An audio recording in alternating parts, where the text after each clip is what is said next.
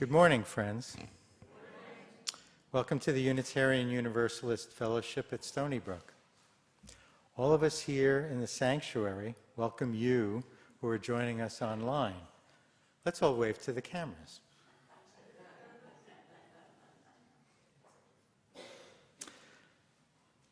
I welcome you who are here in our sanctuary and all who are attending virtually, wherever you may be this morning. My name is Mike Hoffman, and I'm happy to be your worship associate this morning. Our interim minister is the Reverend Dr. Madelyn Campbell, and our director of religious education is Deb Little, who's right here. Please plan to join us after the service for coffee and conversation. For those online, if you sign off after the service and return to our website, you'll find a link for joining our small group chats. Whether here or online, you'll find some friendly folks who can answer any questions you may have. Now we'll prepare for worship with the sounding of our morning bell. Please stay silent until the bell can no longer be heard.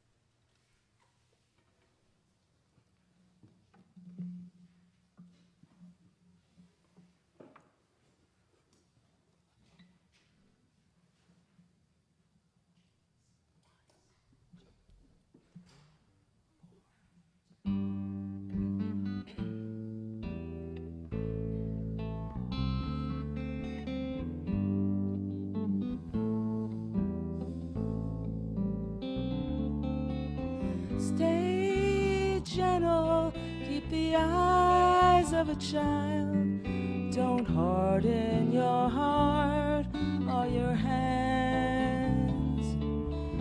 Know to find joy in the darkness is wise, although they will think you don't understand. Don't let the world make you callous. Be ready to laugh. No one's forgotten about us. There is life on your path. Stay gentle, keep the eyes of a child, and wear your heart on your sleeve. Know to find joy in the darkness is wise, although they will think you are naive. Don't let them lower your shoulders. Love them more while they try. Grow younger while you're growing older.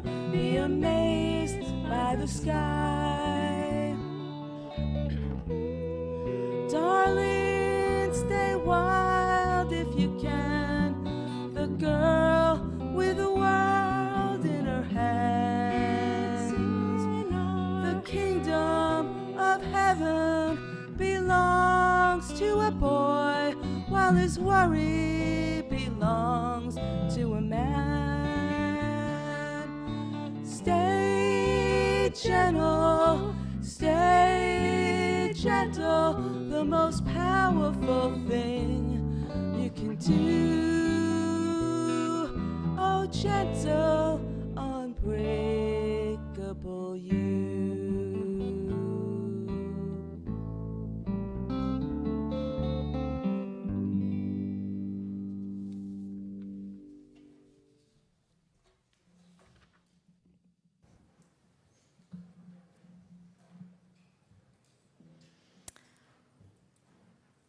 Come, beloveds,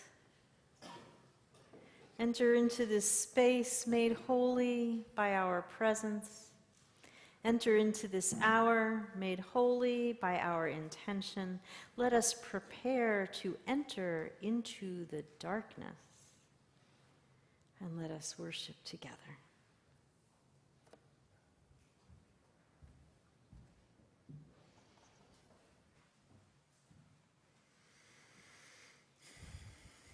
I've asked Peter DeSalvo and Jason Bond to light our chalice this morning. The flaming chalice is the symbol of Unitarian Universalism. We kindle the flame of our faith in the cup of our covenant. We, like the cup, sustain and nourish each other without judgment.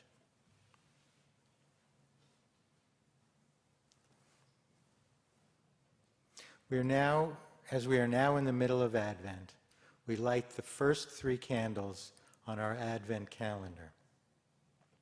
The first 2 purple candles for hope and peace, and the 3rd pink candle for joy.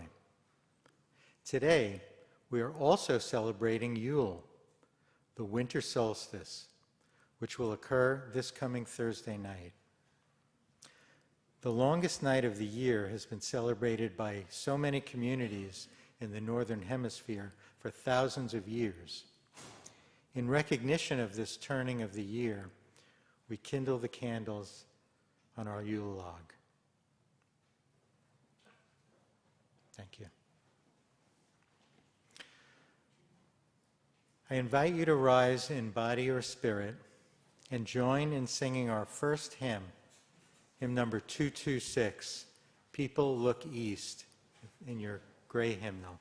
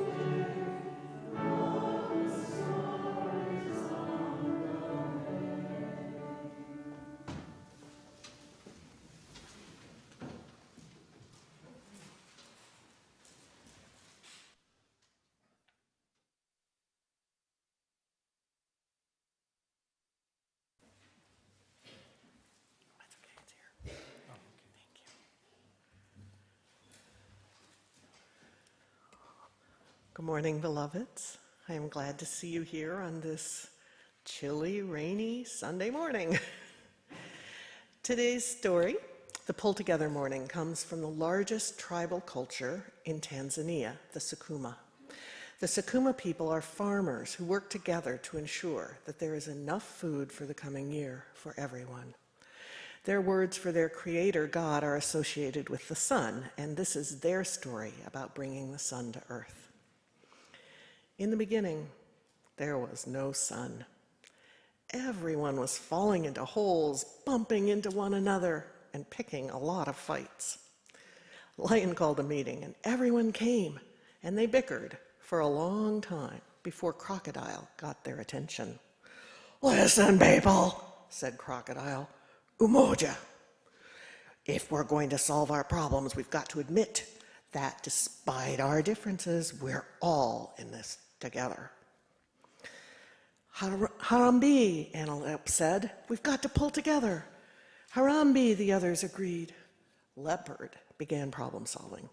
Sometimes when it rains, there the sky cracks open and you can see a blaze of light on the other side of the crack. If only we could get some of that light for ourselves. Hyena laughed. How are we supposed to go up there? Even if we could get up there, we can't get through the crack, said Elephant. Mouse nudged Spider and Fly. We're not too big, she whispered. Then in a loud voice she offered, Spider, Fly, and I will try. Wait a minute, exclaimed Fly. I can't go, Spider will eat me. Imani, have faith, Fly, said Spider. Why would I eat you when you're helping us all to get light? Harambe, said Mouse. Okay, said Fly. After a long pause, I'll go. So Spider spun a silver ladder up to the top of the sky, and Mouse and Fly climbed after her. Mouse gnawed a hole in the sky, and the three small animals squeezed themselves through to the land of the sky people. They blinked in the new light. Spider smiled. We did it, she said. Harambe, said Mouse, we're pulling together.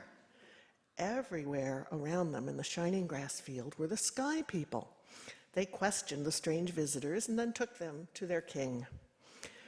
These people want light, they told their king. They say they've come from Earth to get it.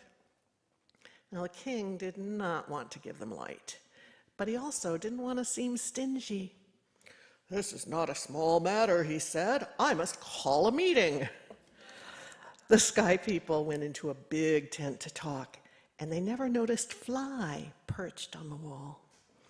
We can't give them light, said the king. I will give them an impossible test and have them killed when they fail it.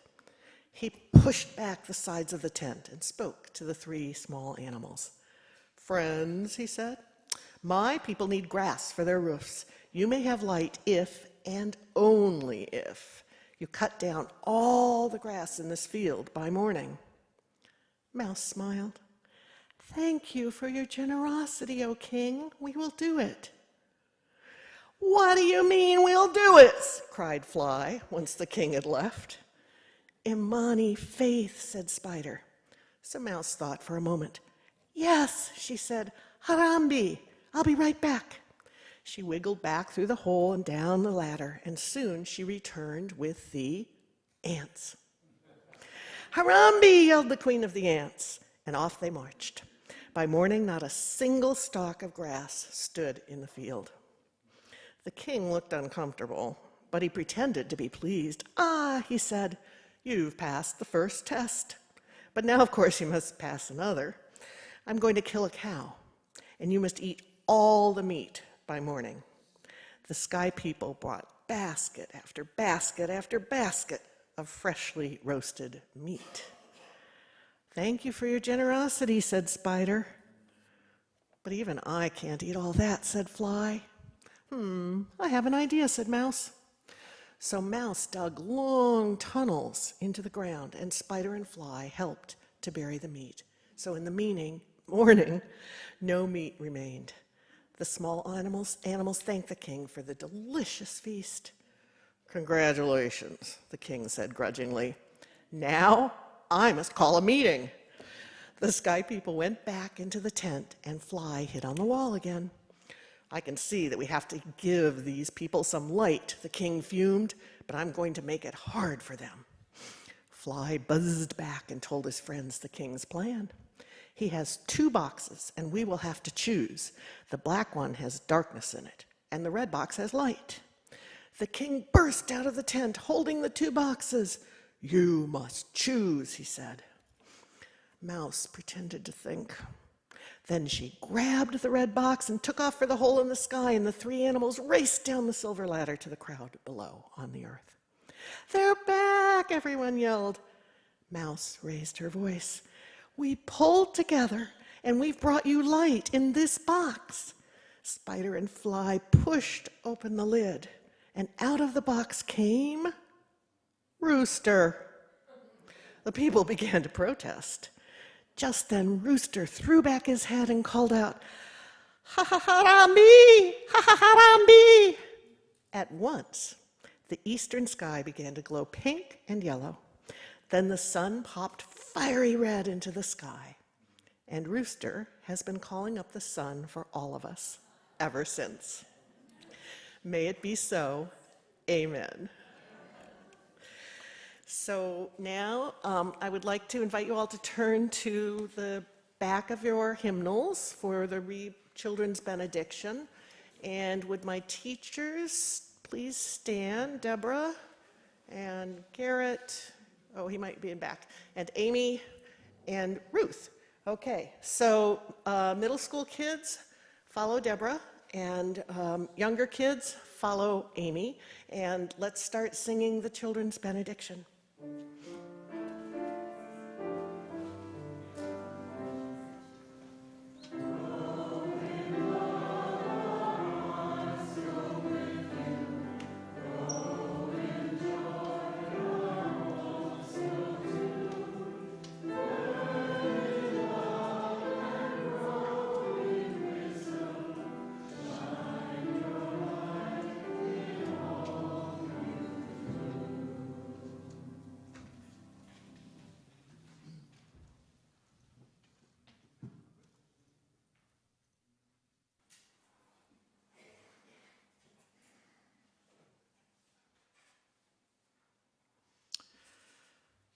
Following our meditation in word, we will sit in silence for a minute, and then we will sing hymn number 73, Chant for the Seasons. We will sing the winter verse only, and we'll chant it 3 times through. You may wish to open your hymnal to get ready for that. You are invited to light a candle during our service today. You might wish to do it during the meditation or perhaps during the offering. You may also light a candle as you enter into the sanctuary over there. Our meditation this morning is In Celebration of the Winter Solstice by Stephanie Noble. Do not be afraid of the darkness. Dark is the rich, fertile earth that cradles the seed, nourishing growth. Dark is the soft night that cradles us to rest. Only in darkness can stars shine across the vastness of space. Only in darkness is the moon's dance so clear. There is mystery woven in the dark, quiet hours. There is magic in the darkness. Do not be afraid. We are born of this magic. It fills our dreams that root, unravel, and reweave themselves in the shelter of the deep, dark night. The dark has its own hue, its own resonance, its own breath. It fills our soul, not with despair, but with promise. Dark is the gestation of our deep and knowing self. Dark is the cave where we rest and renew our soul. We are born of the darkness, and each night we return to the deep, moist womb of our beginnings. Do not be afraid of the darkness, for in the depth of that very darkness comes a first glimpse of our own light, the pure inner light of love and knowing. As it glows and grows, the darkness recedes. As we shed our light, we shed our fear and revel in the wonder of all that is revealed. So do not rush the coming of the sun. Do not crave the lengthening of the day. Celebrate the darkness, here and now, a time of richness, a time of joy.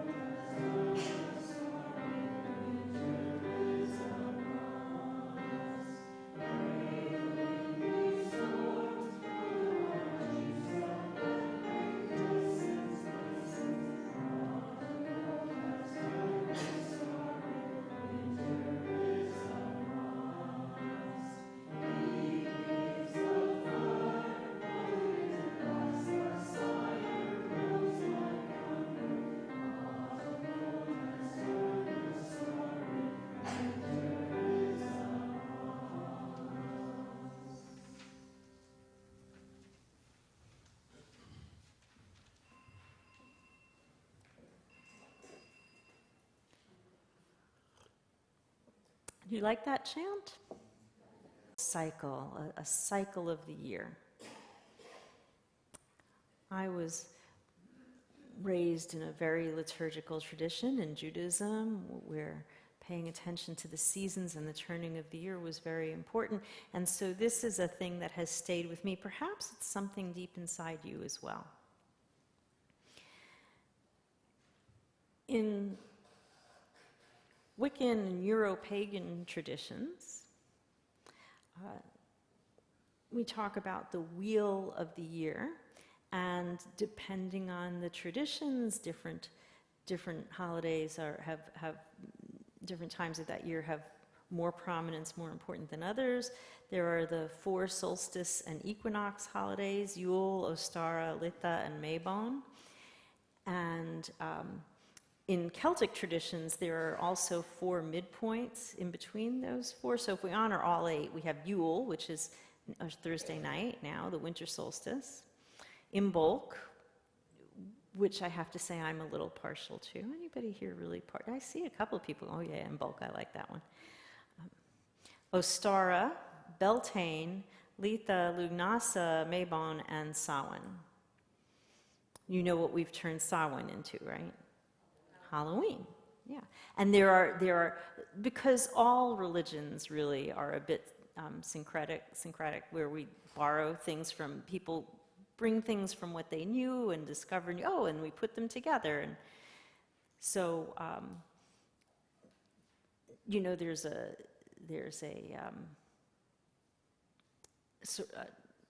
equivalence of sorts in these things.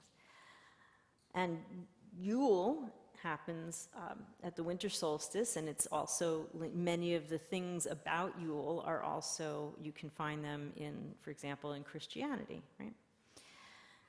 So today we're talking about Yule, and we have this beautiful, beautiful Yule log, if you can see it. And if you haven't had a chance to look at it closely, do come up after the service and take a look. And I want to say that Jason and Peter, who lit our chalice and Advent wreath and Yule log, Jason made the Yule log for us. All right? Did I embarrass you publicly? I'm sorry, but Jason made the Yule log for us. Isn't that beautiful? And it's customary to light candles on a Yule log. Some people then take that log at Beltane and have a bonfire with it at Beltane. I see heads now. Oh yeah, I've done that. You've done that? Okay, like cool.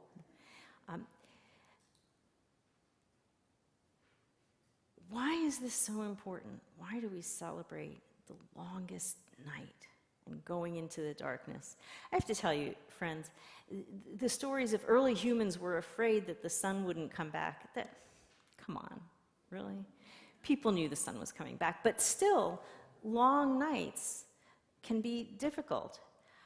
We're going to talk about the joy of going into the darkness today, the joy and the importance of that time of rest.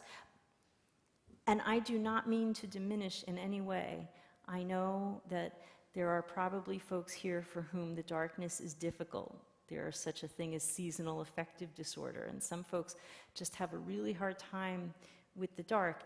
And if that's you, I want to remind folks that we have a Blue Christmas service coming up on Friday night, in which we can explore some of the burdens, the heaviness that folks are carrying.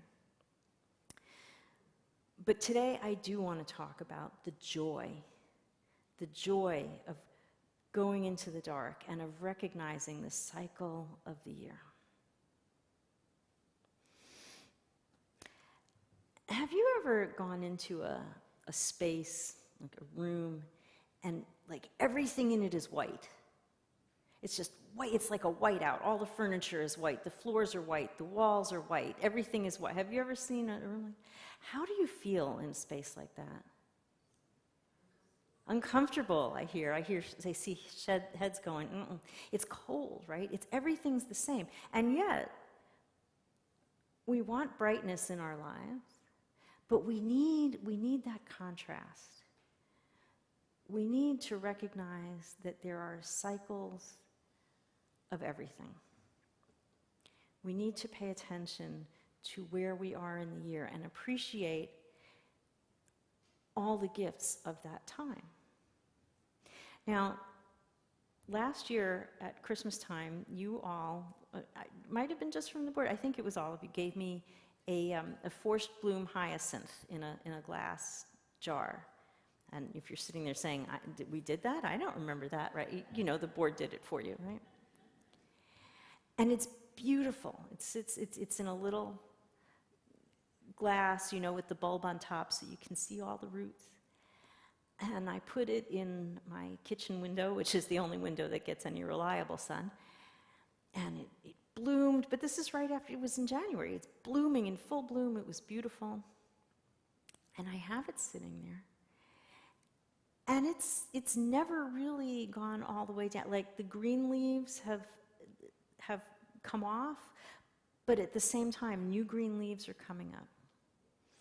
So it's constantly been green. I keep thinking, well, maybe I'll plant it somewhere, but I can't figure out when to do that because it's never just the bulb. Because why? Because it's never completely in darkness. Oh, it gets night, but it's never buried in the earth. So perhaps later I'll talk to master gardeners among you about how I can transplant that to the earth and when I should do that at some time. But I looked at that hyacinth and I was thinking, wow, it doesn't get to rest. It doesn't get that full rest. Now, rest doesn't necessarily mean sleep. Do some of you have blackout curtains in your house? And yeah, some of you do. Like you really want that darkness when you go to sleep. And maybe some of you wear a sleep mask. Yeah, head's nodding. I'm that weirdo that can sleep in anything. You know, middle of the day, bright sun, sure, I'll nap here. So I don't bother with that stuff. In fact, I like the light coming through in the morning to help me, you know, wake up. But I appreciate that folks want that for sleeping. Do you know what happens in our bodies when we sleep? Like, we're resting, our brains are resting, sort of, and our bodies are doing the things that our bodies need to do to prepare us for being awake again.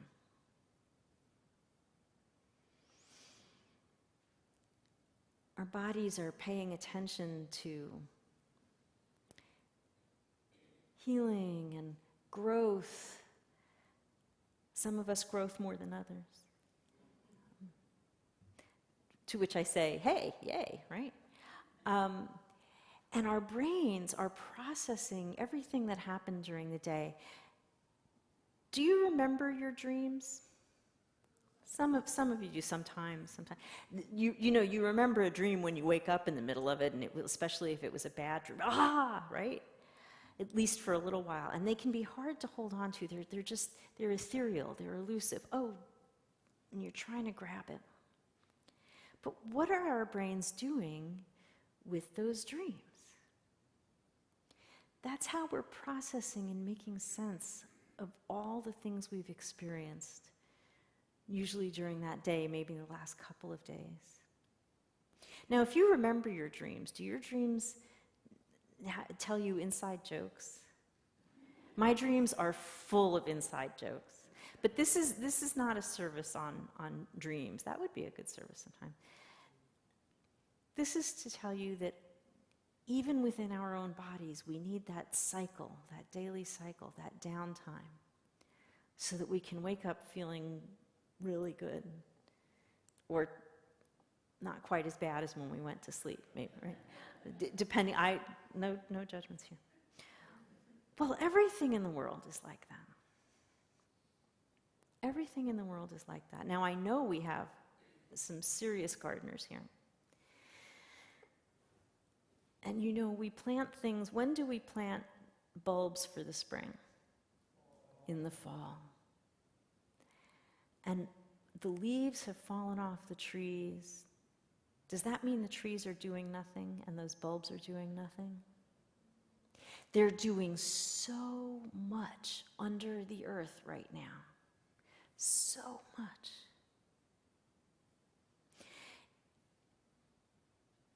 In our opening hymn this morning, People Look East, which I confess is my favorite Advent hymn, we sing, "Furrows be glad, for earth is bare. Furrows be glad, though earth is bare. One more seed is planted there. Give up your strength, the seed to nourish, that in course the flower may flourish." Ooh, that's what's happening right now. Right now, under all this earth. You know, I went, like a week or two ago, I went and walked around the Avalon Nature Center. Yeah, it's nice, right? Oh, I like it there, right? All the leaves were down, and it was cold, and it was fabulous. There's an entire beauty to the bare trees. Things that you can see that you can't see when the trees are full. I had no idea how many houses are so close to that nature center, right? And the sounds that travel, because they're not blocked by the leaves, the sounds of nature. And the water still flows. And you know there's a lovely labyrinth there that you can walk also.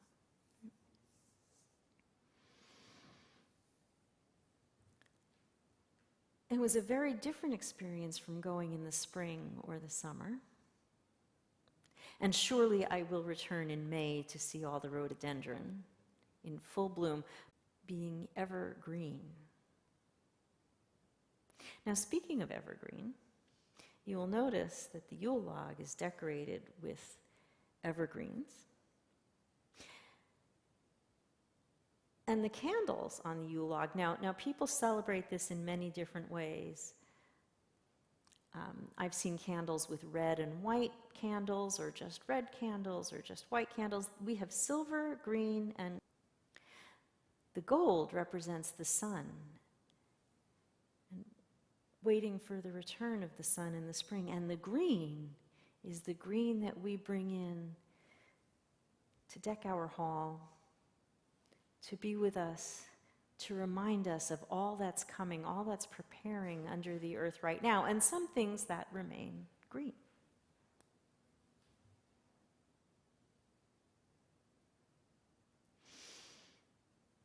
So we have this time of year to slow down, to really go into the darkness and see what's in there.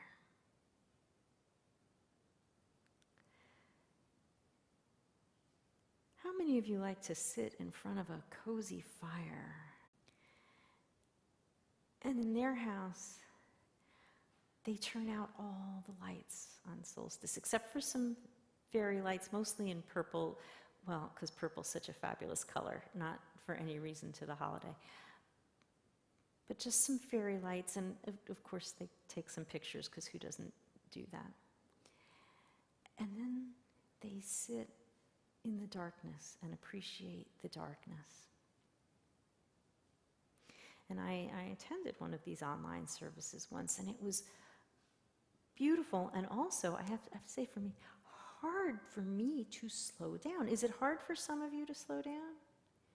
Is it hard to keep your mind from racing? And so we do this. We have this night where we force ourselves to slow down and to notice. Now, do you notice more when you're not racing? Yeah. So we have that time to just appreciate, to listen to the silence, because you know silence is never really completely silent, right? What are the things you hear? Perhaps the crackling of your fire.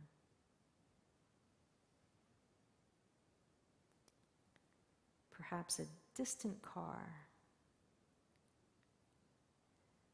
Or a squirrel chattering. Maybe an owl. I don't know. The purring of your cat on your lap. I know some of you don't have cats, and I'm trying to wrap my brain around that. No,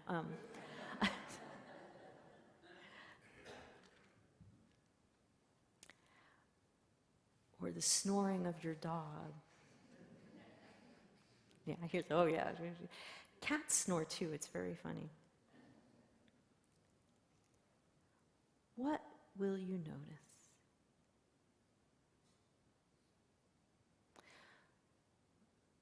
We have many, many traditions among us, do we not?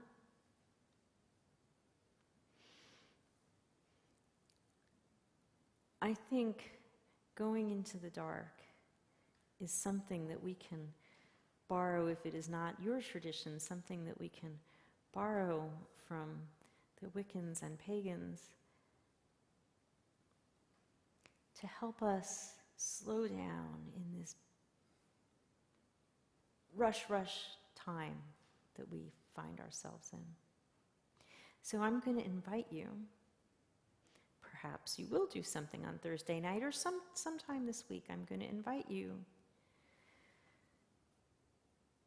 to intentionally slow down, to think about the darkness.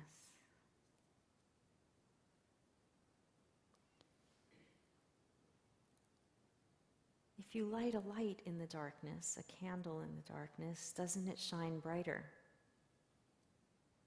Just like on our dashboards, we have to turn that light down at night, otherwise we won't see anything outside of our windshield, right? So I invite you to do this reflection. You can turn inward. You can look outward. I have no answers for you today, only suggestions that we take the time just to be.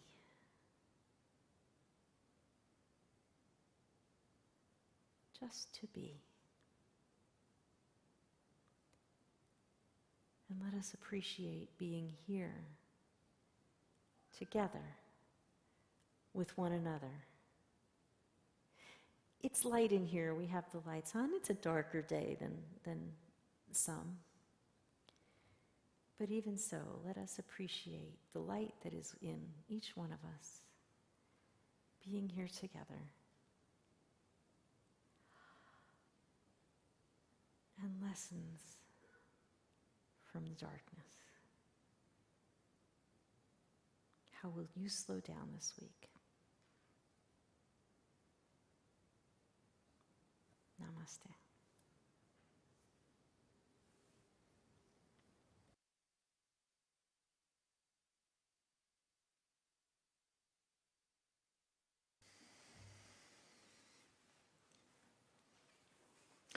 It's our spiritual practice to share our offering plate with an organization working for a more just future.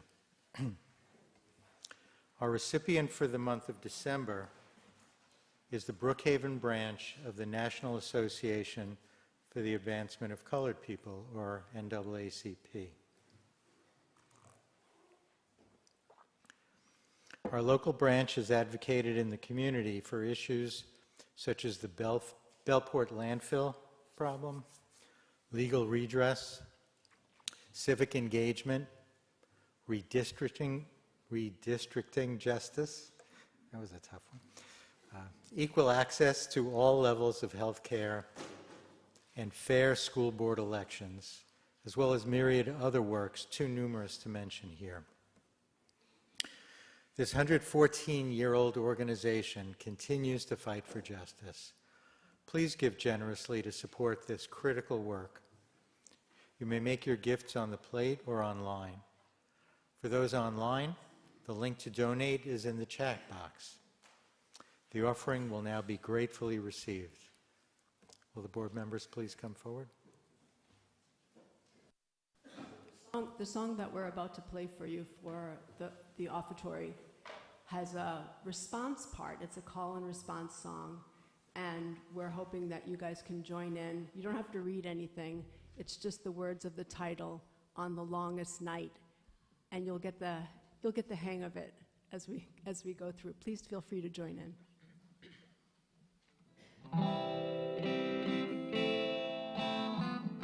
We cast our gaze up to the skies on the longest night, and a luster greets our eyes on the longest night, of the starlight and moon glow on the longest night, shining beams upon the snow on the longest night, on the longest night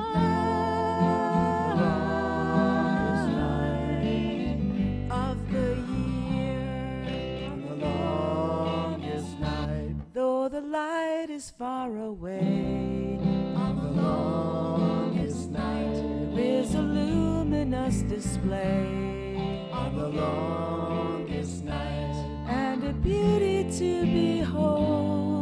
on the longest night, In this time of dark and cold, on the longest night, on the longest night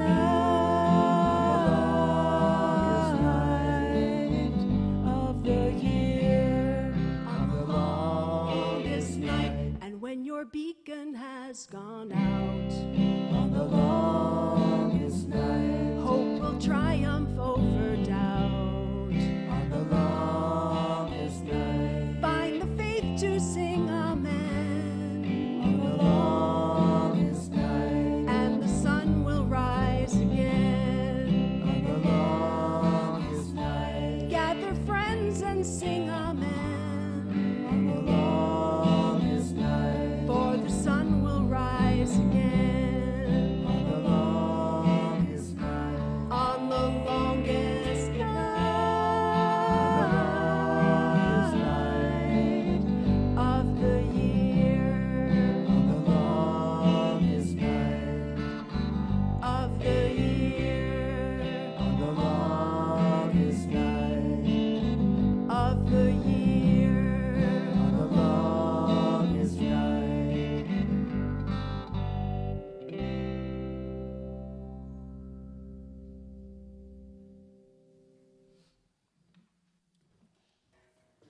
Thank you. Lee, you wrote that, right? Okay, yeah.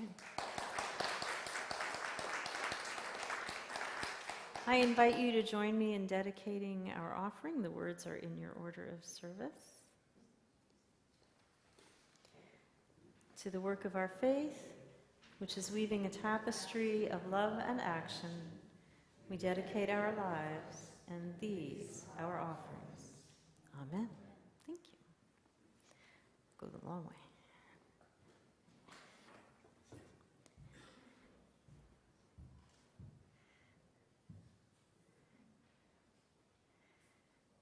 I invite you to rise in body or spirit and joining in singing our final hymn, number 327, Joy Thou Goddess. Now, the folks at home, you have the English words. If you're feeling like you really would rather sing it in German, you knock yourself out. Go ahead.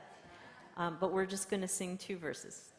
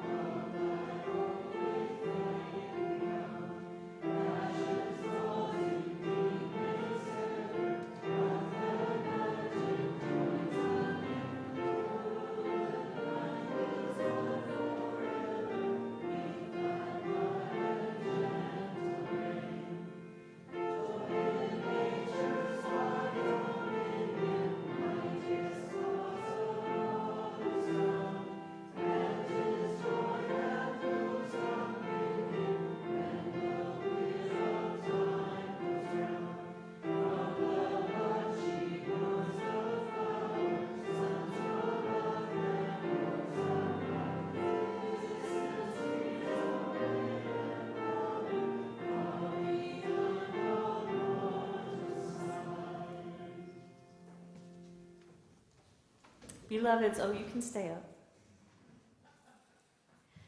Beloveds, go in peace, go in love, go and find all the joy you can in the darkness. The light will be here soon enough. Go always in the footsteps of the holy. Amen. And now we extinguish all of these flames.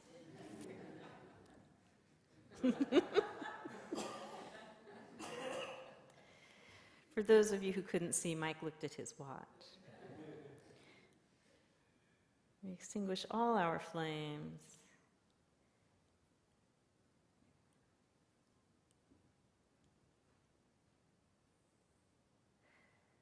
For our worship has ended and our service begins.